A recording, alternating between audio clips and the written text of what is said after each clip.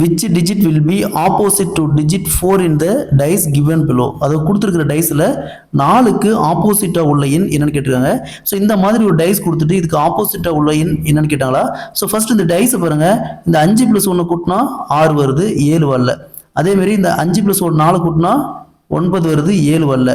அதேமாரி 1 + 4 கூட்டினா 5 வருது, 7 வரல. ஸோ இந்த மாதிரி ஒரு டைஸ் இருந்துச்சுன்னா இது பேர் standard dies. Standard dies. So இங்கே என்ன கேட்டிருக்காங்க, 4 கேட்டிருக்காங்க, 4 கொடுத்துருக்காங்க. 4க்கு ஆப்போசிட்டாக உள்ள எண் என்னன்னு கேட்டிருக்காங்க. ஸோ 4 கூட எதை கூட்டினா 7 வரும், 3. ஸோ அப்போ 4க்கு ஆப்போசிட்டாக உள்ள எண் பார்த்தோம்னா 3. ஒருவேளை 5க்கு ஆப்போசிட்டாக உள்ள எண் என்னன்னு கேட்டாங்களா, 5 கூட எதை கூட்டினா 7 வரும், 2. ஸோ அப்போ 5க்கு ஆப்போசிட்டாக உள்ள எண் 2. ஒருவேளை 1க்கு ஆப்போசிட்டாக உள்ள எண் என்ன வரும்னு கேட்டாங்களா. ஸோ 1 கூட எதை கூட்டினா 7 வரும், 6.